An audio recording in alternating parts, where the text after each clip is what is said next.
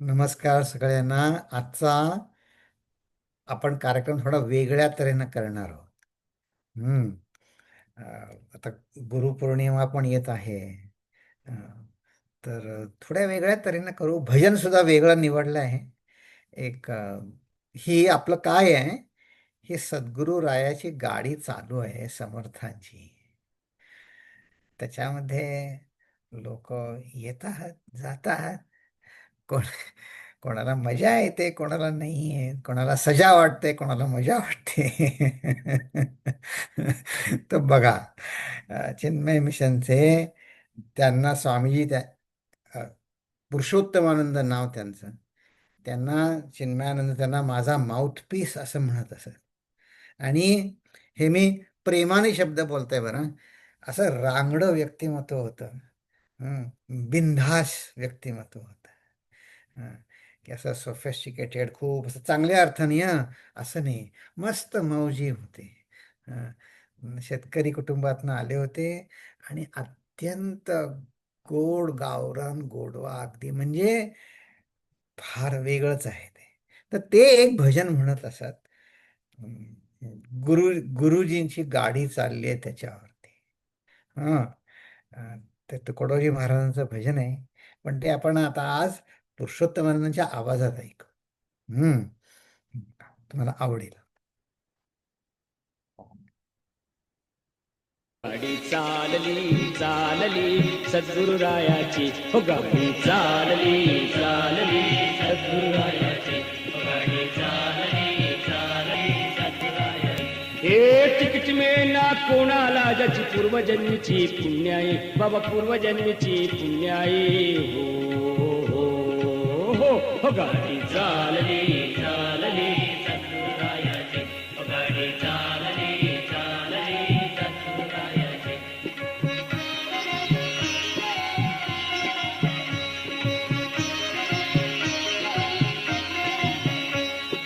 धर्माभिमानी असावा, देशाभिमानी असावा, धर्माभिमानी असावा, देशाभिमानी असावा.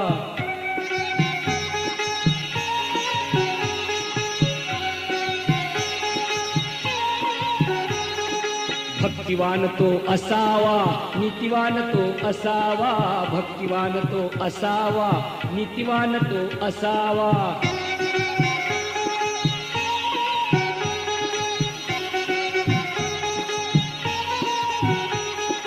तिकीट मिळेल या लोकांना, तिकीट मिळेल या लोकांना गाडीत बसण्याची, अहो गाडीत बसण्याची. गाडी चालली चालली सद्गुरुरायाची गाडी चालली चालली सद्गुरुरायाची. हे तिकीट मिळेना कोणाला ज्याची पूर्वजन्मीची पुण्य आहे, अहो पूर्वजन्मीची पुण्य आहे. हो हो गाडी चालली चालली सद्गुरुरायाची हो गाडी चालली चालली सद्गुरुरायाची.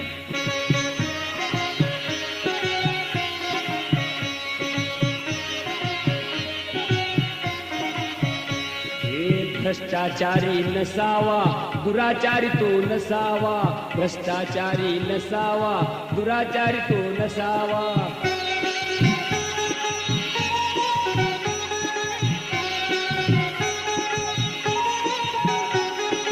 सट्टेबाज तो नसावा, फसवेबाज तो नसावा, सट्टेबाज तो नसावा, फसवेबाज तो नसावा.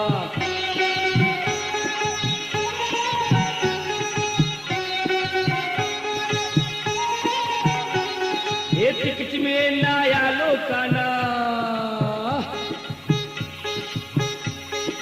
तिकीट मिळेना या लोकांना गाडीत बसण्याची, अहो गाडीत बसण्याची. गाडी चालली चालली सद्गुरुरायाची हो गाडी चालली चालली सद्गुरुरायाची.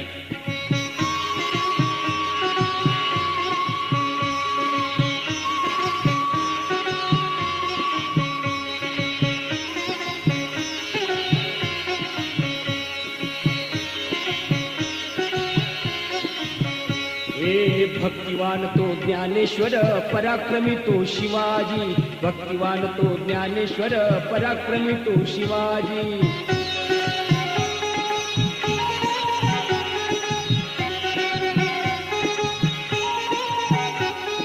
ज्ञानदेव तुकाराम, ज्ञानदेव तुकाराम, ज्ञानदेव तुकाराम, ज्ञानदेव तुकाराम, ज्ञानदेव तुकाराम, ज्ञानदेव तुकाराम. या गाडीनं शिट्टीली, या गाडीनं शिट्टी दिली, खंजिरी तुकड्याची वाजली, खंजिरी तुकड्याची वाजली. हो गाडी चालली चालली सद्गुरुरायाची, हो गाडी चालली चालली सद्गुरुरायाची, हो गाडी चालली चालली सद्गुरुरायाची. हे तिकीट मिळेना कोणाला ज्याची पूर्वजन्मीची पुण्याई, अहो पूर्वजन्मीची पुण्याई. हो गाडी चालली चालली सद्गुरुरायाची, हो गाडी चालली चालली सद्गुरुरायाची, हो गाडी चालली चालली सद्गुरुरायाची, हो गाडी चालली चालली सद्गुरुरायाची, हो गाडी चालली चालली सद्गुरुरायाची, हो गाडी चालली चालली सद्गुरुरायाची, हो गाडी चालली चालली सद्गुरुरायाची, हो गाडी चालली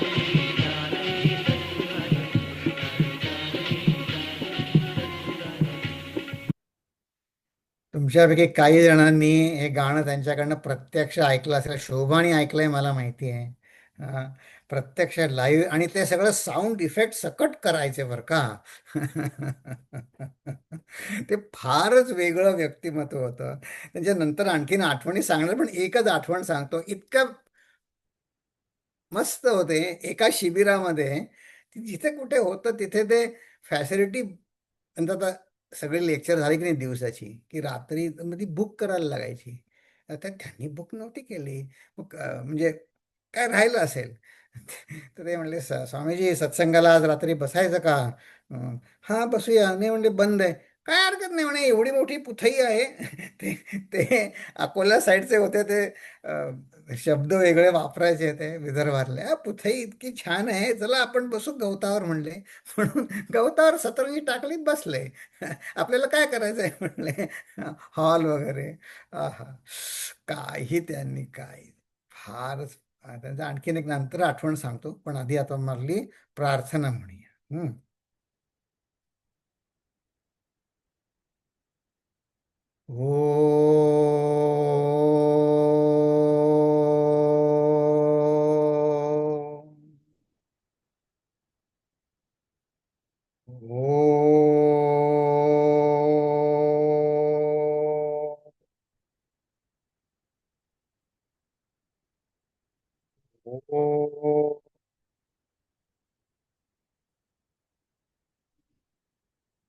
ओम श्री गणेशाय नमः. ओम श्री सरस्वत्यै नमः. ओम श्री गुरुभ्यो नमः. शुकासारिखे पूर्ण वैराग्य जाचे, वशिष्ठा परिज्ञान योगेश्वराचे. कवी वाल्मिका सारिखा मान्य ईसा, नमस्कार माझा सद्गुरु रामदासा. नमस्कार माझा सद्गुरु रामदासा. जय जय रघुवीर समर्थ. नमस्कार तुम्हा सगळ्यांना पुन्हा एकदा. आपण हा 5वा दशक संपून 6व्या दशकाचा सुरुवात बघितली. हे बघून झालं आपलं चातुर्य विवरण. आणि त्याच्यामध्ये काही थोड्या ज्या उभ्या होत्या त्याच्यावर आणखीन विशेष विचार आपण गेल्या वेळी केला. की असं म्हणले प्रारब्ध प्रारब्ध. तर ते अरे म्हणले प्रारब्ध काही नाही, रेखा तितकी पुसवून जाते, हे प्रत्यक्ष प्रत्यया येते, डोळे झाकणी करावी ते काय निमित्त.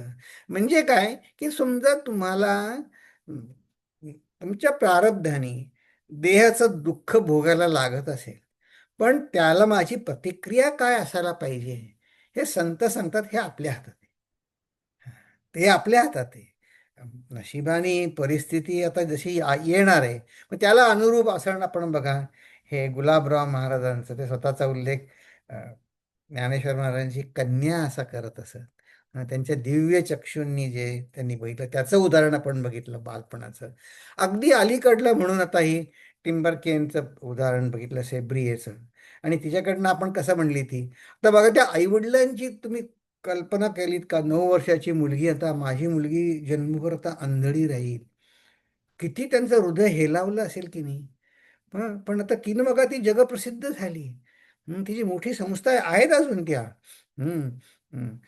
त्याच्यामुळे मी लक्षपूर्वक ऐकण्याची कला अवगत केल्याने मला ज्या अंधकाराची भीती वाटत होती तो कधी जाणवलाच नाही. त्या डार्कनेस नेव्हर केम. ते तुमच्यापैकी अनेक जणांना ते टेड नावाचं एक त्याच्यावरती एक 8-8, 10-10 मिनिटाची भाषणं असतात बघा. त्या टेडवर या त्याच्यात तिथं सेब्रियचं भाषण आहे बघा हे आणखी. आणि विन ओप्रा नावाच्या ज्या दुसऱ्या एक प्रसिद्ध बाई आहेत, त्यांनी पण यांची मुलाखत घेतलेली आहे. पण ते साधक म्हणून नाही घेतली, आपण साधक म्हणून घेतलेली मराठीतून त्याचं छान भाषांतर पण गेल्या वेळी आपण बघितलं. फारच त्याचा कडनं जे स्फूर्तिदायक त्यांचं आहे बघा. या आपल्याला तक्रार करायला काही जागाच नाही. हम्म. बरं, मग आता पुढच्या ओव्यामध्ये काय बघितलं, आता हे पॉझिटिव्ह उपदेश केला की म्हणले, पण सगळे कोऑपरेटिव्ह नसतात, अमुक असतं तमुक असतं, ठीक आहे, आधी अंतर हाती घ्यावे. अंतर म्हणजे जो आलेला जो मनुष्य आहे त्याच्या मनात काय आहे, तो कुठे चाललाय, त्याचं ध्येय, त्याला काय हवंय ते समजून घ्या. मग हळूहळू उकलावे, नाना उपाये न्यावे परलोकासी, म्हणजे वरच्या भूमिकेवरती. आता याची तुम्हाला एक गमतीची आठवण सांगतो. आता खरं म्हणजे माझ्या मूर्खपणाची आहे, पण पण सांगतो. मित्रांमध्ये आपला मूर्खपणा व्यक्त करायला काय, आता आपली एवढे वर्षांची दोस्ती आहे, चालेल. व्यक्त केलं तरी. ते पुरुषोत्तमानंद ज्यांचं भजन ऐकलं ना, तर त्यांचं बघा, त्यांनी हे श्रवण साधना यज्ञ ही जी पद्धती चिन्मय मिशनमध्ये आहे, ती रूढ केली. म्हणजे काय, ते काय म्हणायचे, कुठल्याही सेंटरला नवीन काही करायचे असेल, त्याला नवीन सेंटर उघडायचं असेल किंवा नवीन लोकॅलिटीमध्ये करायचं असेल, तुमच्यापैकी सुद्धा काही जणांना बघा याचा उपयोग तुम्हाला झाला तर होऊ शकतो. ते काय सांगायचे, तुम्ही 18 आठवड्याचा एक प्रोग्राम, 18 महिन्याचा, 18 महिन्याचा, आणि दर महिन्यात एक आठवडा, असं म्हणले मी तुमच्या गावी येईन. तर मी जिथे राहत होतो ठाण्याला, तिथे ते यायचे असे दर महिन्यातनं एक आठवडा. मग पहिला अध्याय, दुसरा अध्याय, तिसरा अध्याय, असं करत करत त्यांचे 18 अध्याय. तर त्यातनं मला हा परिचय झाला पुरुषोत्तमानंदांचा. पण त्यावेळेस हे आधी अंतर उकलावे, तर माझ्या सासऱ्यांना माहिती असेल हो हे काय पात्र आहे, काय माझ्या मुलीचं नशीब आहे. त्यांना त्यांना समजलं असेल. मग ते काय करायचे, त्या पुरुषोत्तमानंदांना अशी म्हणायची तर काही सोय नव्हती जावयाला, की यांना तुझ्या घरी भिक्षेला बोलव. मग ते त्यांच्याच घरी स्वामीजींना भिक्षेला बोलवायचे. आणि मग आम्हाला बोलवायचे. मग आपण तर, आता मी तर तर मग मी काय आता नमस्कार वगैरे करत असेल, पण काय पैसे वगैरे काय नाही. मग ते काय करायचे, एक एन्व्हलप घ्यायचे, त्याच्यावर त्यांचे पैसे टाकायचे आणि बाहेर माझं नाव लिहायचे. आणि सांगायचे त्यांना, दे आता तू. आ, आता तर काय करायचं, ज्याला सुरुवात आवड नसते ना, ते असं भगवंत काहीतरी सोय करत असतो बघा. हां, तर अजून काही फारसा फरक पडलाय असं नाही, पण पण मूर्खपणा करत होतो हे आता कळू लागलंय. हे तसं मग आमच्या सासरेबुवांनी काय केलं, ते तिथल्या सेंटरचे ट्रेझरर होते. आधी अंतर हाती घ्यावे, मग हळूहळू उकलावे, नाना उपाये न्यावे परलोकासी. मग बघा, हे पुरुषोत्तमानंदांनी अक्षरशः महाराष्ट्र पिंजून काढला, पिंजून काढला. त्यांनी आणि तेजोमंदांनी एक एकत्र कॅम्प घेतला होता विभूतीमध्ये. त्यावेळी अजून विभूतीचं बांधकाम चालू होतं. तुमच्यापैकी अनेक जण जाऊन आलेत विभूतीमध्ये. ते ऑडिटोरियम अजून बांधलेलं पूर्ण झालं नव्हतं. त्याला खालच्या सिमेंटचं फिनिशिंग वगैरे पण नव्हतं अजून. आम्ही तसेच ते पायऱ्यांवर बसलो होतो. तर तेव्हा ते गुरुजी म्हणले, मला काही गावांची नावं पण माहिती नाहीये, कुठून कुठून ते सगळे लोक आलेत, कारण का ते पुरुषोत्तमांसाठी आले. हम्म. तर बघा किती किती ते ओळख कशी बघा त्यांनी ठेवलेली. मग मी मी गेलो होतो, तर मला भेटल्यावर म्हणले, अरे म्हणे हल्ली दिसत नाही, तू कुठे असतो? म्हटलं, नाही नाही स्वामीजी, मी अमेरिकेत असतो. हा म्हणे, तिथे जातो ना मिशनमध्ये? म्हटलं, "हो." जातो जातो. तर त्यांनी ओळख ठेवली होती बघा. आहा, फारच गोड होते, गोड स्वामीजी होते. हा, मग त्यांनी हे सगळं केलं. आधी अंतर हाती घ्यावे, मग हळूहळू उकलावे, नाना उपाये न्यावे परलाकासे. मग स्वतःबद्दल काय म्हणले? स्वतः असं नाही म्हणायचं मी इतकं थोर आहे. धके चपेटे सोसावे, नीच शब्द सहात जावे, मग परस्तावोनी परावे आपले होते. तर ह्या सगळ्या ओव्या आपण गेल्या वेळी बघितल्या. मग आता भूमंडळी सकळा सामान्य, तो म्हणो नये सामान्य, कित्येक लोक अनन्य तया पुरुषाशी. अशा अनन्य झालेल्या त्या पुरुषाशी, अनन्य झालेल्या एका व्यक्तिमत्वाचा आपण वाढदिवस तुम्ही गेल्या वेळे अनेक जणांनी तुम्ही मृणाल दिसत आहे मला, शेखर आहे, त्यांनी काही पाठवले व्हिडिओ, त्यांनी सांगितलं त्याचं इतकं सुंदर त्याचं त्यांनी सोहळा. हे भूमंडळी सकळा सामान्य, तो म्हणू नये सामान्य. आता असं आहे की हे जे गुरुबद्दल एकांनी फोन केला मला. ते म्हणले, अरविंद मी हे गुरुस्तोत्र मी अभ्यास करतोय, तर मी त्याच्याकडे कसं बघू? तर असं आहे, हे गुरुस्तोत्र म्हणा, जे काही आपण करत आहोत, हे सगळे काय आहेत माहिती आहे का? इंडिकेटर्स आहेत, निर्देशक आहेत. इंडिकेटर्स. चक्षुरुन्मीलितं तेन तस्मै श्री गुरुवे नमः किंवा तत्पदम दर्शितम येन, हे इंडिकेटर्स आहेत. मग इंडिकेटर्स जशीच्या तसे घ्यायचे नसतात व्यवहारामध्ये.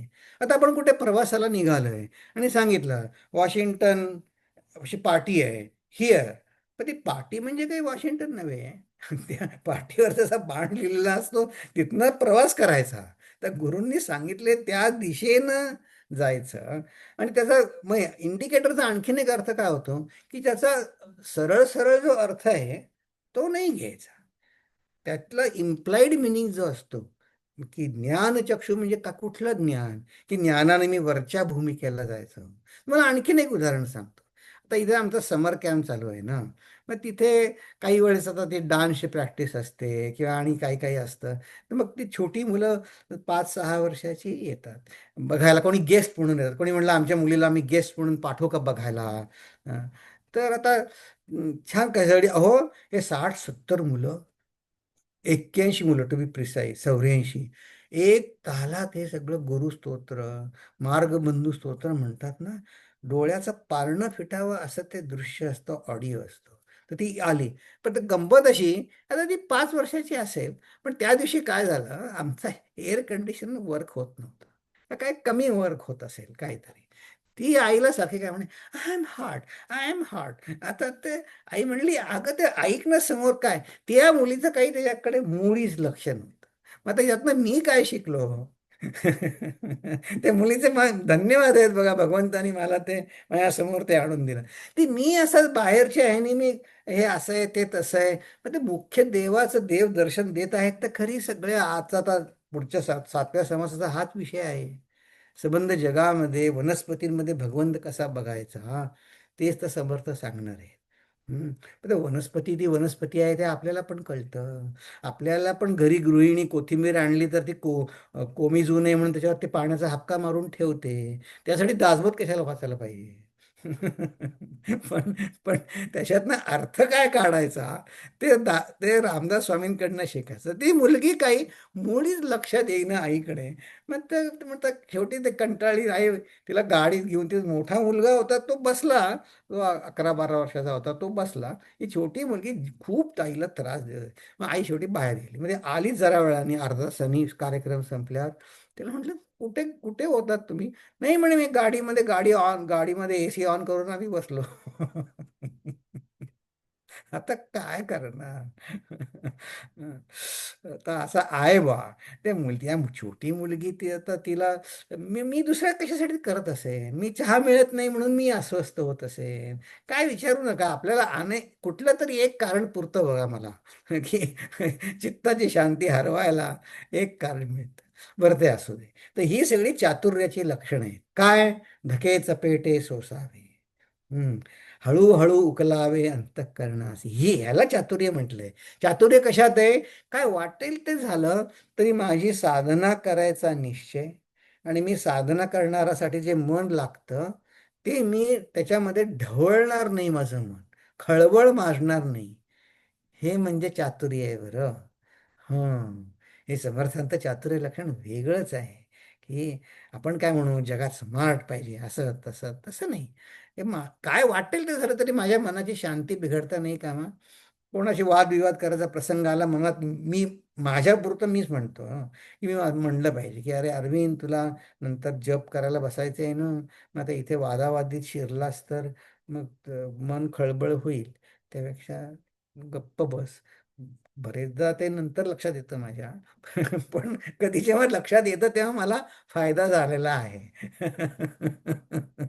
आता तुम्ही हसताय त्यावरती तुमचा सुद्धा अनुभव थोडाफार असेल. तर जाऊ दे, आता असू दे, पण आपण त्याची प्रगती आपली होत आहे. आता हे चातुर्य विवरण लक्षण इथे संपलं. एवढं पुरे. मग त्यानंतर हा पुन्हा स्थूल सूक्ष्म विश्वातील दोन शक्ती यांचा एक भाग आहे. तर असं आहे बघा, की मला असं वाटतं याची फोड आपण गेल्या वेळी बघितली होती. तर ते फोड बघण्यास आधी एक प्रश्न आहे, त्याला अनुसरून आणि मग स्वामीजींचं आपण एक बघणार आहोत. की ते म्हणले, हे काय सारखी सारखी उदाहरणं सांगतात, हे तेच तेच पुन्हा. तर असं नाही, तेच तेच नाही आहे. काय आहे, आपला अधिकार हळूहळू वाढवायचा असतो. हं, या वेदांत समजून घेण्यातला. वेदांत समजून घेण्याचा आपला अधिकार वाढवायचा असतो. मग त्याचा क्रम काय आपण गेल्या वेळी बघितला?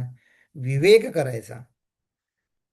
जाता सांगितलं की मी माझ्या सासऱ्यांचे उपकार मानले पाहिजे, की त्यांनी कसंही करून मला त्यांनी त्यांच्या सत्संगात बोलावलं. किंवा वनस्पती टवटवीत राहण्यासाठी जे पाणी जसं आहे तसं आत्म्याच्या चैतन्यामध्ये मी माझं मन ताजं व्यवस्थित टवटवीत ठेवलं पाहिजे, असा विवेक करायचा. मग विवेकानंतर येतं स्मृती. कारण आज या समासामध्ये समर्थ सांगणार आहेत, आपल्या मानवी देहामध्ये स्मृती आणि विस्मृती, असे दोन आहेत. हम्म. मग ते विस्मृती झालेला मनुष्य तो कशाला येतो दासबोध ऐकायला? तर म्हणतो मला सगळं माहिती आहे. हम्म. हम्म. ते खरं सांगतो हं, असे लोक भेटलेत मला, आणि त्यांच्याकडनं मी खूप शिकलोय. तर ते एकानं सांगत होतो की मी असं भारतामध्ये जातोय पवई आश्रमामध्ये. आणि काय आहे तिकडे म्हणले, काय आहे? म्हणलं काही नवीन शिकलास तर सांग मला आल्यावर. म्हटलं बरं, सांगतो. तर आता काय करायचं आहे खरं असं. तर आपण आपलं बघायचं की ठीक आहे, त्यांची पण वेळ येईल, कारण ते पण आनंदाच्या शोधात आहेत की नाही, आहेत. हं. आता 15व्या दशकामध्ये 7व्या समासामध्ये त्याची चर्चा नसणार आहे, पण थोडी स्वामीजीने त्याचा उल्लेख केलाय. की स्मरण आणि विस्मृती हे दोन भाग आहेत. मग मनुष्याची विशेषता काय आहे? की आपण विवेक करून ती स्मृती ताजी ठेवून त्याप्रमाणे कृती करू शकतो. हा, त्या कृती करून आपल्याला मुक्ती मिळते. हा क्रम आपण गेल्या वेळी बघितला. मग आता सुरुवात आपली तशीच होत असते, की गुरूंनी सांगितल्यावर विश्वास बसण्यासाठी या गोष्टी वारंवार आपल्याला गुरु सांगत असतात वेगळ्या शब्दात. ते वेगळ्या शब्दात काय सांगतात त्याच्यावरनं मला दोन शंकराचार्यांचं आठवलं. मी वाचत होतो, कधी कधी येते, जेव्हा बुद्धी टाळ्यावर असते तेव्हा ते शंकर भाष्य वाचा असं वाटतं. तर त्याच्यात शंकराचार्यांची दोन वचनं मला खूप आवडली. एका ठिकाणी म्हटलंय, म्हणे हे मंत्र त्यांना एकाने ते प्रश्नोत्तरासारखं आहे म्हणे, हे काय म्हणे पुन्हा गेल्या श्लोकात सांगितलं त्याच्यातच हे आहे. स- शंकराचार्य म्हणले, आता कंसामध्ये मी आधी म्हणते तुझ्यासारखे हे कंसामध्ये मंत्र आळशी नसतात असं म्हणले. म्हणजे मंत्र आळशी नसतात. म्हणजे मंत्र आळशी कसं, काय मंत्र कसं एक मी आळशी आहे, मी समजू शकतो. पण मंत्र आळशी नसतात म्हणजे काय? तर असं आहे, त्यांना ते मंत्र जिवंत आहे. ते चैतन्य स्वरूप आहे त्यांना, शंकराचार्यांना. म्हणून त्या मंत्रांना ते जिवंत म्हणतात. म्हणतात ते मंत्र आळशी नसतात. ते विविध अंगांनी तुम्हाला समजून सांगतात. हम्म. दुसऱ्या एका ठिकाणी म्हणले, हा ह्याच अर्थाचा आधी पण येऊन गेलाय, मग इथे कुठे वेगळं सांगितलंय? तिथे म्हणले, हे जे मंत्र आहेत त्यांना म्हणे शब्दांचा भार कधी होत नाही. म्हणजे काय? तर म्हणले त्या मंत्रातनं वेगवेगळा अर्थ कितीही काढला, तर ते मंत्र असं म्हणत नाहीत की अरे तू माझं किती मंथन करतोस. आणखीन आता बघा, आता आजचं उदाहरण पटायला, हे कोणी आता एक खूप श्रीमंत काय नाव त्याचं, 95 वर्षाचे 92 वर्षाचे कोणी आहेत, त्याचं विसरलं नाव काय. ते त्यांच्याबरोबर ब्रेकफास्ट करायला काहीतरी 25-50 हजार डॉलर लागतात म्हणे. आणि मग ते जे काय म्हणतील त्याचं विश्लेषण करणारे फायनान्शियल एक्सपर्ट खूप असतात की नाही. हा, कारण त्यांनी नुसतं काही म्हणलं एक शोध, त्याचे अनेक अर्थ खूप निघू शकतात. कारण ते आहे बफेट नाव त्यांचं, वॉरन बफेट. हम्म. मग ते आहे असं त्यांचं. म्हणजे त्याच्यापेक्षा आता त्यांनी काय 4 पैसे जास्ती कमी मिळतील, पण ते ह्यानी तर किती लाभ आहे. तर मग काय, पण शंकराचार्यांचं काय म्हणणं, की गुरुनिष्ठा बसायला पाहिजे. शास्त्रनिष्ठा आहे, पण ती शास्त्रनिष्ठा, गुरुनिष्ठा जर बसली तर गुरूंनी जे सांगितलं त्याच्यावर विश्वास बसतो. त्याचे उलटे प्रश्न म्हणत नाहीत. ते एका संत संगतीमध्ये त्याच्यानंतर खूप छान सांगत असत. ते म्हणले, हे म्हणजे काय? कोणी विचारलं, म्हणे म्हणजे काय? म्हणे सोपं आहे म्हणले. समजा आता म्हणे मी म्हंटल, तर असे बसलो होतो आम्ही 20-25 जण. मी जर म्हंटल की मला एक ग्लासभर पाणी हवंय, असं जर मी म्हंटल, तर समजलं का तुम्हाला वाक्य आहे? म्हणे कोणी म्हटलं, हा स्वामीजी एवढं आम्हाला समजत नाही असं म्हणू नका, आम्हाला एवढं समजतं. तर हसले स्वामीजी. म्हणले, वेदांताच्या दृष्टिकोनातनं तुम्हाला कोणाला समजलं नाही. म्हणे म्हणजे काय? म्हणे कोणी सुद्धा उठून मला पाणी आणून दिलं नाही.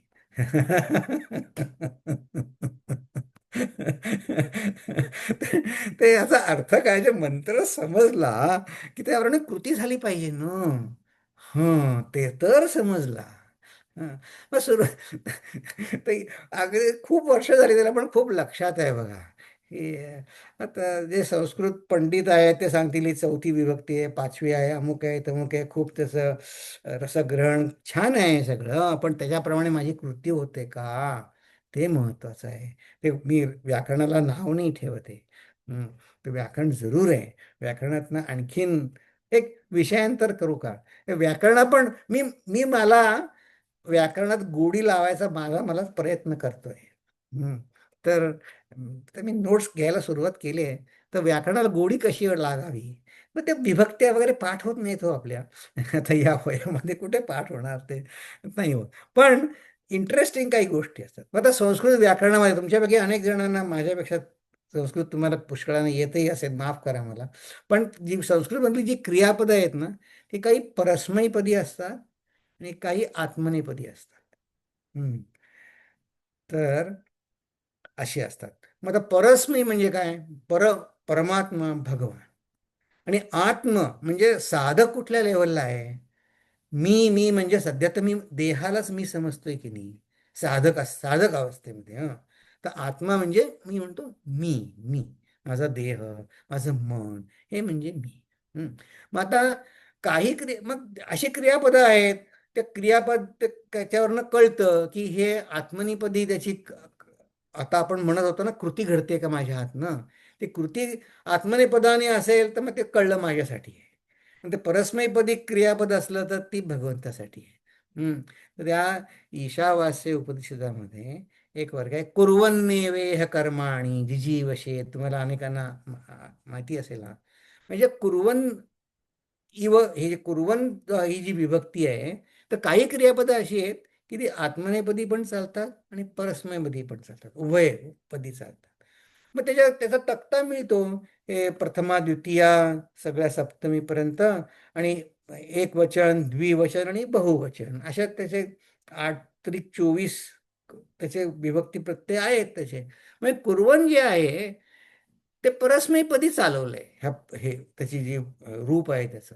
तर गुरुजी म्हणले, ज्यांना संस्कृत येतं त्याने या शब्दाचा अर्थ वेगळा सांगायला नको.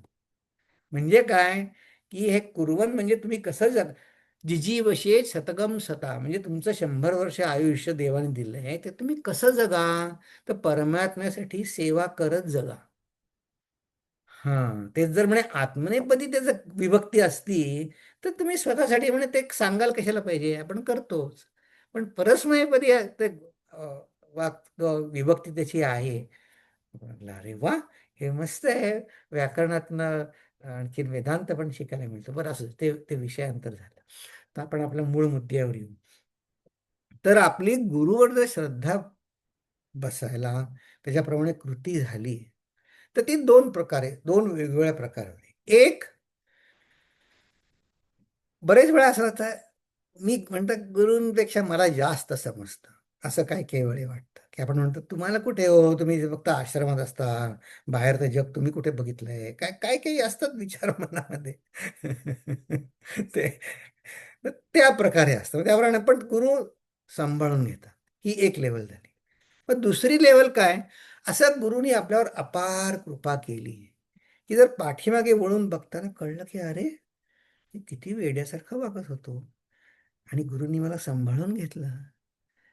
मग ते जी कृतज्ञता आपल्या अंगी येते, हे आपलं आपल्याला जर लक्षात आलं ना, तर खूप छान असतं.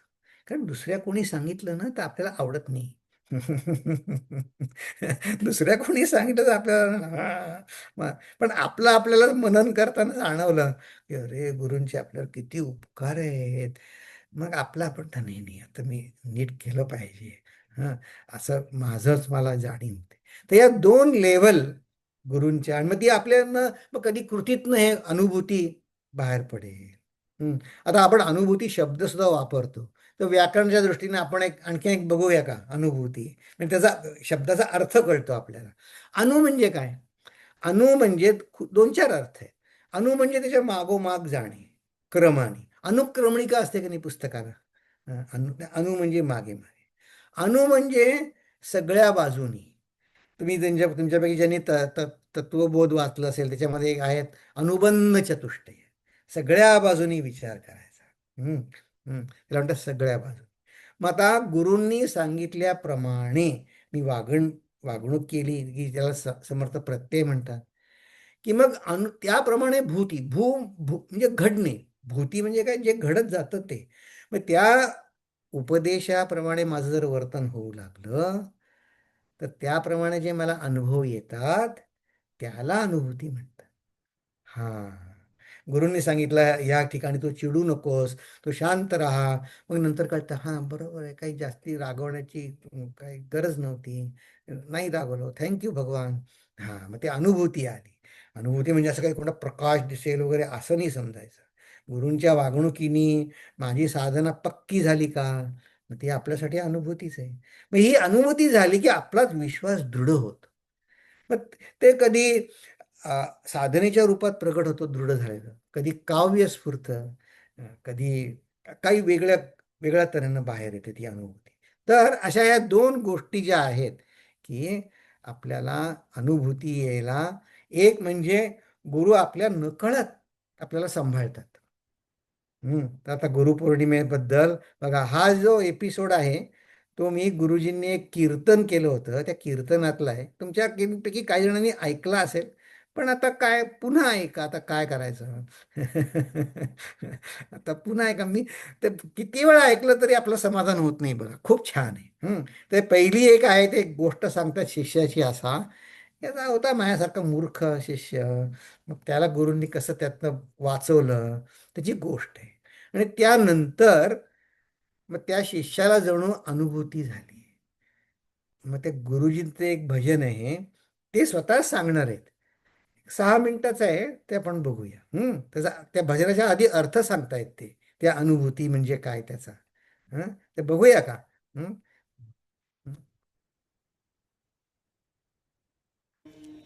एकदा एक गुरु आणि शिष्य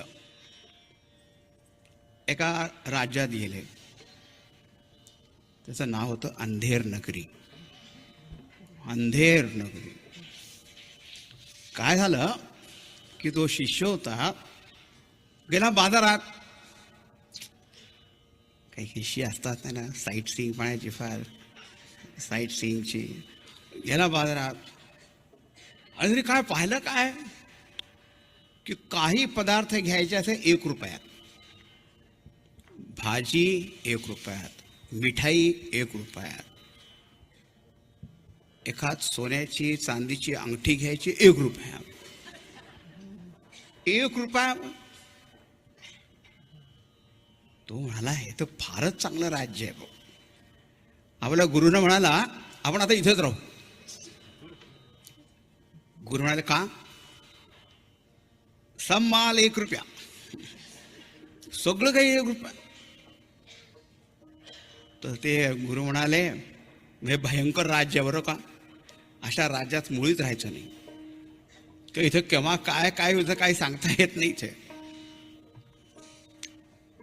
तो शिष्य म्हणाला गुरु तुम्ही तर नेहमी असेच काही चांगली गोष्ट तुम्हाला सांगावी पटत नाही, तर मी तर इथंच राहणार. गुरु म्हणाले आता मी तुला सांगतोय तू ऐकत नाही, राहा, मी जातो, मी नाही राहत अशा राज्यात, सगळं काय अंधेर आहे सगळं. ते निघून गेले. हा आपला मजेमध्ये राहत होता बरं का. मग एक दिवस काय झालं, कोणी चोरी केली, आळ याच्यावर आला की हा कोणी नवीन माणूस इथे आलेला आहे, यांनीच केलं. काही केलं नाही, धरला गेला. आणि अंधेर नगरी आणि चौपट राजा काय, आणि ते पुढे डिक्टेटरशिप आणि ॲडमिनिस्ट्रेशन, ज्युडिशरी सगळं एका हातात. राजा फाशी, बापरे, फाशी फाशी. हा रडायला लागलो. म्हणजे माझ्या गुरूंनी सांगितलं होतं मला की अशा ठिकाणी राहायचं नाही बरं का, भयंकर जागा आहे ही. तर इथं केव्हा काय होईल काही सांगता येत नाही, इथे न्याय वगैरे काही नाही. You can't appeal to home. घाबरला. तारीख निश्चित झाली त्याची. तिथे आणलं गेलं आणि बरेच लोक पाहणारे तर बघे लोक, त्यांना बघे ते पाहणारे बहुत असतात. लगेच तिथे गर्दी झाली. फाशीचं असं लावलं.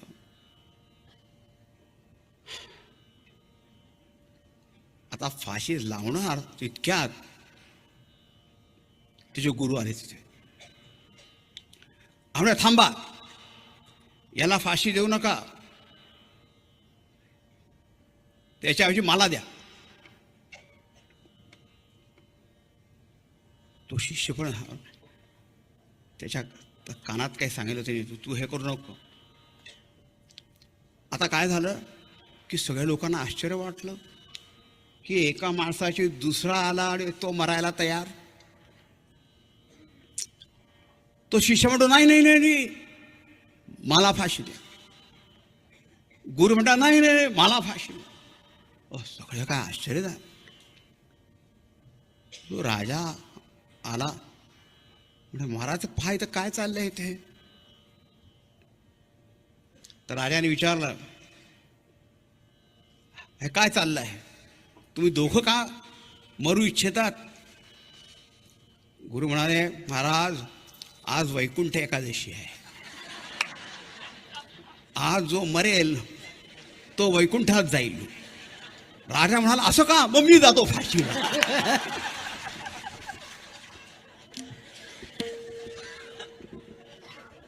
पुढे काय झालं मी सांगणार नाही.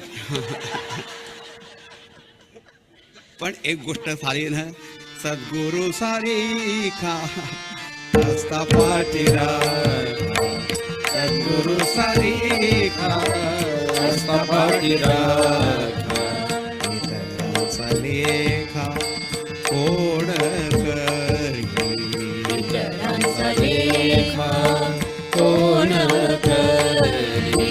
राजियाची कांता काय भीक मागे, राजियाची कांता काय भीक मागे. मनाची जोगे सिद्धी पावे, मनाची वाचिया जोगे सिद्धी पावे कल्पतरू तळवटी जो कोणी बैसला कल्पतरू तळवटी जो कोणी बैसला गायवणे त्याला सांगिले जी गायमुने त्याला सांगिले ज्ञानदेव म्हणे तरलो तरलो ज्ञानदेव म्हणे तरलो तरलो आता उद्धरलो गुरु कृपे आता उद्धरलो गुरु कृपे सद्गुरु सारी खाव हस्त पाठी राखा सद्गुरु सारीखा हस्त पाठीला सद्गुरु सारी खाव हस्त पाठी राखा सद्गुरु सारीखा हस्त पाठीला सद्गुरुनाथ महाराज की जय. आता बघा काय झालं की अशाच काही घटनांमधनं हं, कळतं की अरे हां त्यांनी तर बरोबर त्यांचा ॲडवाईस खूप कामास आला, खूप छान झालं, त्याचं स्मरण राहिलं पाहिजे. मला आणखीन एक छोटी आठवण सांगतो. या ना गोष्टी छोट्या छोट्या असतात पण त्याचा डीप परिणाम होतो. मी जायचो कॉलेजमध्ये असताना ज्यांच्याकडे ज्ञानेश्वरी ऐकायला जायचो ना, त्यांची आठवण मला आता झाली. किती साधी गोष्ट आहे. तर त्यांनी काय केलं की त्यांना त्यांच्या गुरूंनी सांगितलं की माझ्याकडे येऊन राहा. त्यांची नोकरी होती मुंबईला.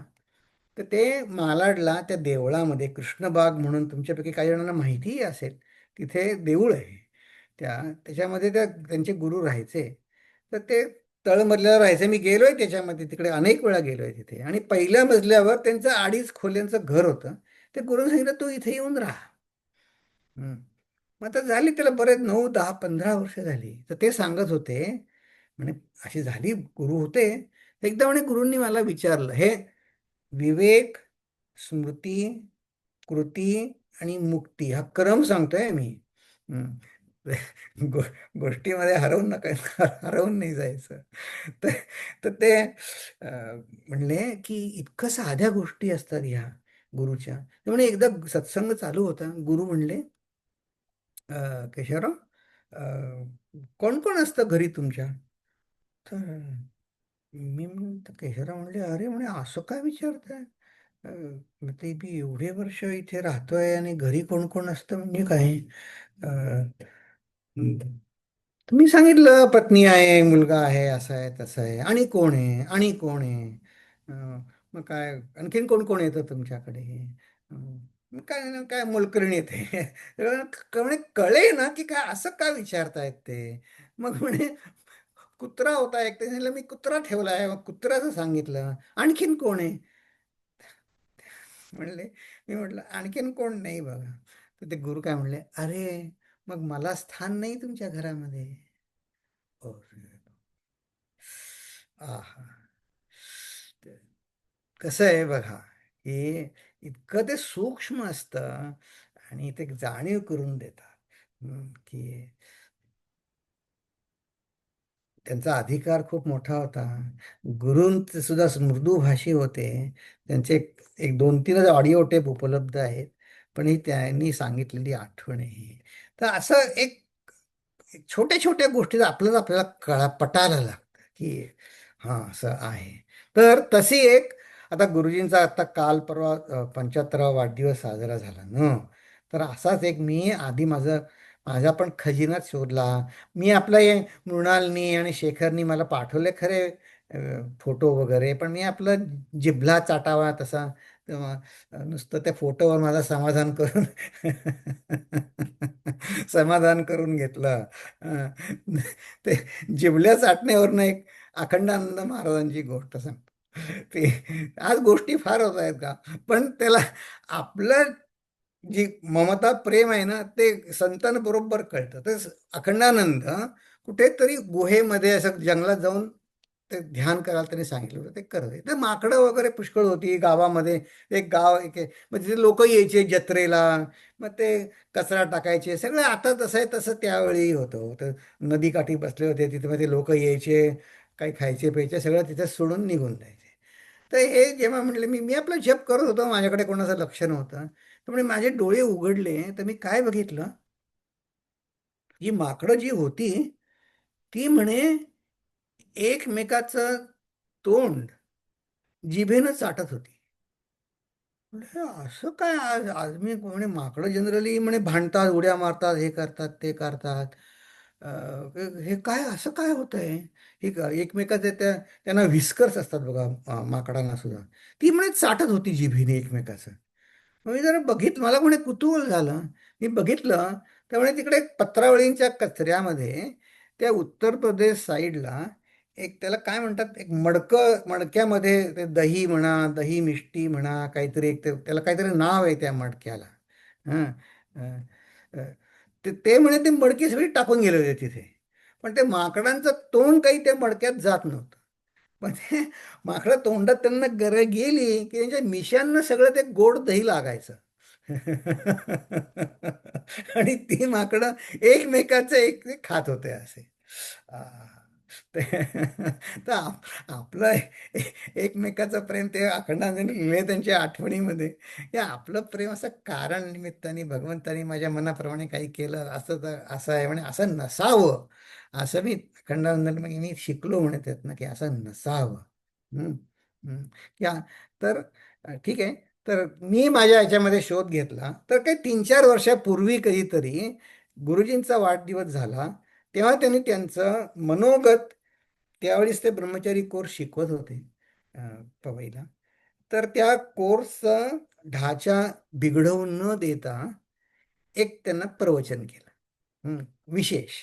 संध्याकाळी सत्संग होतो तुम्हाला माहिती आहे. एक विशेष प्रवचन दिलं. त्या प्रवचनातला छोटा भाग बघायचा का, 6 मिनिटाचा. हां. की त्यात सांगितलंय की आपल्याला उत्तेजन म्हणून, हे हे त्यांनी जी आठवण गुरुजींनी सांगतात याच्यात सांगणार आहेत, ती त्यांची नम्रता आहे बरं का. पण त्यांनी त्यांनी कसं त्याला ट्विस्ट दिलंय बघा, की आपल्याला वाटायला नको की अरे मी मी कसं वागलो. नाही, आपल्याला अधिकार त्यांनी कसं हे करायचं, की माझ्या चुकांकडे मी कसं बघायचं. आणि त्यातनं गुरूंनी मला सावरून, मग माझी ते जे मला खंत वाटते की मी चुकीचं वागलो, त्याचं रूपांतर मी ऊर्जेमध्ये, की आता मी आणखीन जोमाने केलं पाहिजे, असं माझे विचार झाले पाहिजे. तर आता आपण ते ऐकूया. इंग्रजी आहे पण सोपं आहे. हं? ओम हरि ओम श्री गुरुभ्यो नमः. हरि ओम. I learnt that today is my birthday and I am overwhelmed by the number of greetings from all over the world. Our devotees of Chinmay Mission sending to me. I take this opportunity to thank all of them from the depth of my heart. This is a day I become intensely aware of the blessings, which are countless, I have received. I prostrate to my loving mother and revered father. Matru Pitrubhyam Namah. Then the Guru's grace is inexplicable and immeasurable. अनेक जन्मार्जित पुण्य प्राप्तः मया गुरुर्यो जगति प्रसिद्धः. यस्य प्रसादेन मनः प्रशान्तं बभूवमेतं शिरसा नमामि.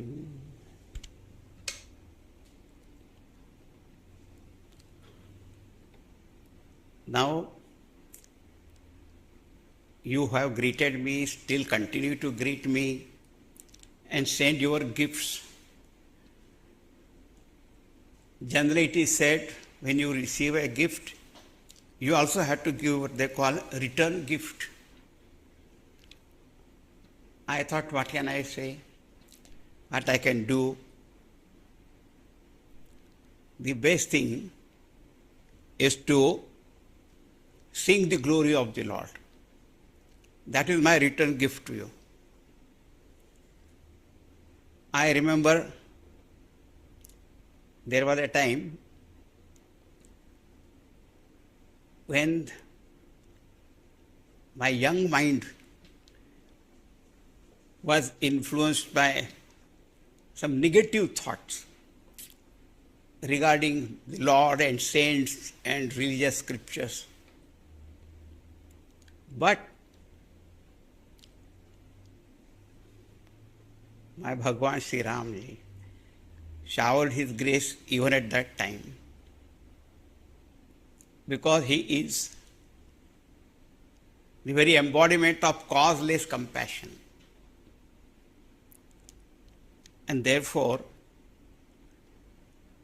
now I say that throughout my life, I will just go on singing his glories only.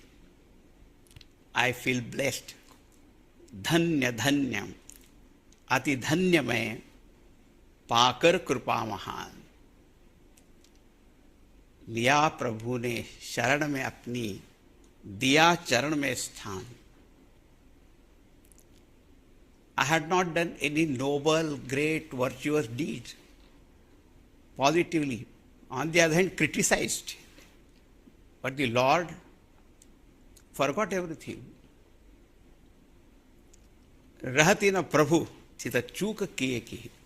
He doesn't remember our faults and mistakes. कारण रहित Dayal. So I just sing his glories.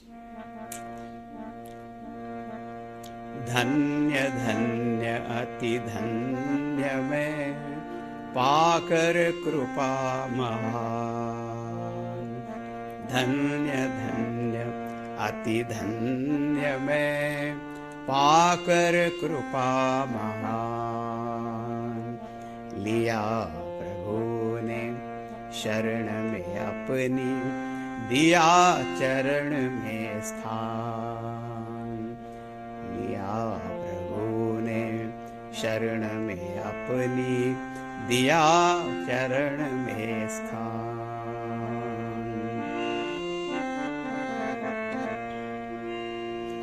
KIA नहीं था काम भी मैंने कोई दिव्य महान. किया नहीं था काम भी मैंने कोई दिव्य महान. हाँ की थी प्रभु निंदा मैंने, वश हो अति अज्ञान. हाँ की थी प्रभु निंदा मैंने, वश हो अति अज्ञान.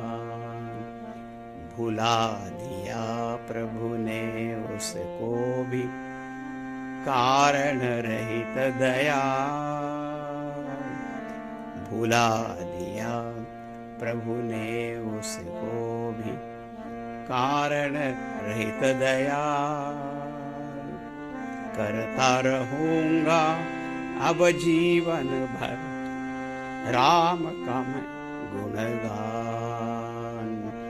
करता रहूंगा अब जीवन भर राम का मैं गुणगान. धन्य धन्य अति धन्य मैं पाकर कृपा महान. करता रहूंगा अब जीवन भर राम का मैं गुणगान. राम का मैं गुणगान. राम का मैं गुणगान. सियावर रामचंद्र की जय. श्री सद्गुरुनाथ महाराज की जय.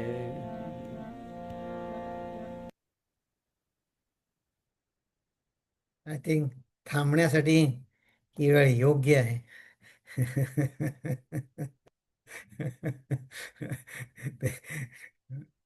तर आपण थांबूया इथे. मग आता आपला 2 आठवडे वर्ग नाही आहे, कारण मी भारतात असणार आहे. पण मग आल्यावर आपण 1 आठवडा घेऊ. मग त्यानंतर मी पुन्हा 1 आठवडा नाही आहे, पण मग त्यानंतर नियमित आधीचं होतं तसं सुरू होईल. तर आता मी काय करतो, मी प्रार्थना म्हणतो. मग आपल्याला काही प्रश्न उत्तर असतील, काही मत मांडायचं असेल तर आपण करूया.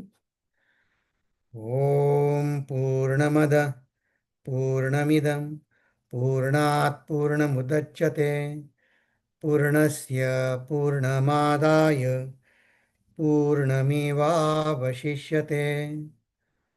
ओम शांती शांती शांतिः. हरिः ओम श्री गुरुभ्यो नमः. हरिः ओम.